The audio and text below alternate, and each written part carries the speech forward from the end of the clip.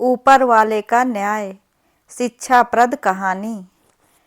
एक बार दो आदमी एक मंदिर के पास बैठे गपशप कर रहे थे।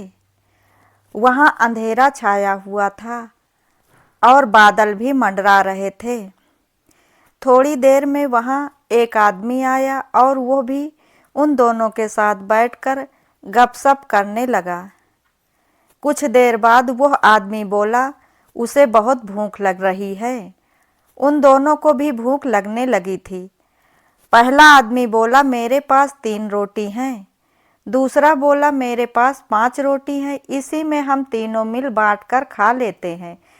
वीडियो में आगे बढ़ने से पहले दोस्तों, अगर आप लोगों को ये छोटी सी कहानी पसंद आए तो वीडियो को लाइक, शेयर, कमेंट ज़रूर करें और ऐसी ही ज्ञानवर्धक और धार्मिक जानकारियों एवं कथा कहानियों के लिए चैनल को सब्सक्राइब करें।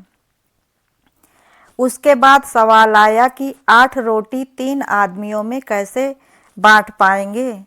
पहले आदमी ने राय दी कि ऐसा करते हैं कि हर रोटी के 3-3 टुकड़े करते हैं, अर्थात 8 रोटी के 24 टुकड़े हो जाएंगे और हम तीनों में 8-8 टुकड़े बराबर बराबर बांटकर खा लेंगे।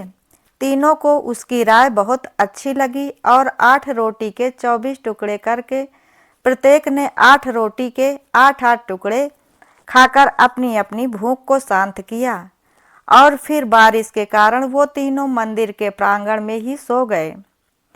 सुबह उठने पर उस तीसरे आदमी ने उनके उपकार के लिए सबसे पहले उन दोनों को धन्यवाद किया और प्रेम से 8 रोटी के टुकड़े के बदले दोनों को उपहार स्वरूप 8 सोने की गिन्नियां देकर अपने घर की ओर चला गया।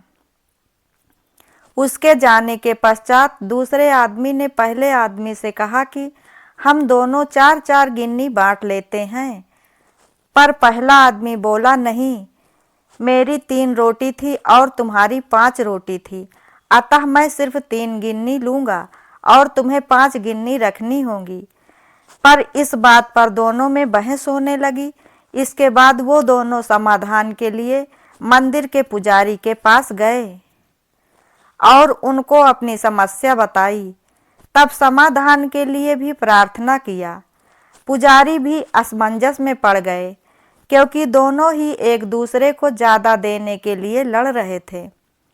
पुजारी ने कहा, तुम लोग आज के लिए ये 8 गिन्नियां मेरे पास छोड़ जाओ और फिर मुझे सोचने का समय दो।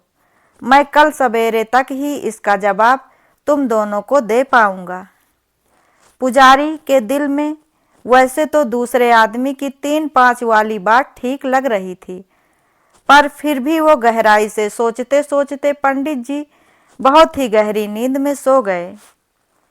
कुछ देर बाद उनके सपने में भगवान जी प्रकट हुए तो पुजारी जी ने प्रभु को सारी बातें बताई और न्यायिक मार्गदर्शन के लिए प्रार्थना भी की और बताया कि हे प्रभु, मेरे ख्याल से 3-5 वाला बंटवारा ही उचित रहेगा। भगवान मुस्कुराकर बोले, नहीं, पहले आदमी को सिर्फ 1 ही गिन्नी मिलनी चाहिए और दूसरे आदमी को 7 गिन्नी मिलनी चाहिए।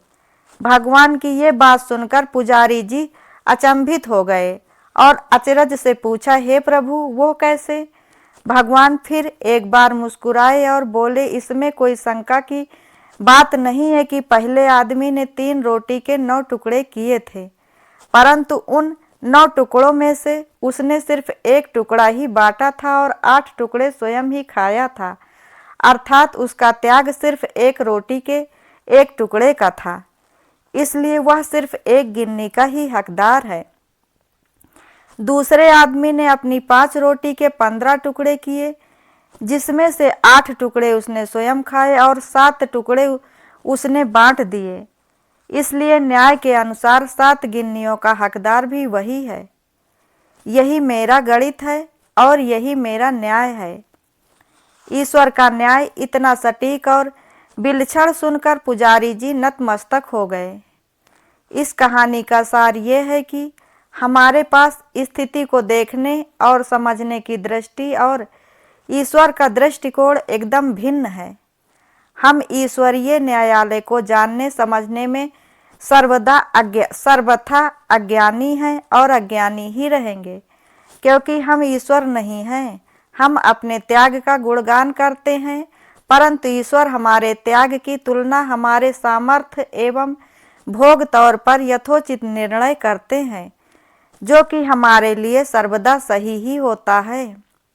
इसलिए तो ज्ञानी पुरुषों का कहना है कि ईश्वर हमारे लिए जो भी करते हैं अच्छे के लिए ही करते हैं, क्योंकि ईश्वर पर संदेह करने का मतलब ये होता है कि हमें ईश्वर के ऊपर भरोसा नहीं है।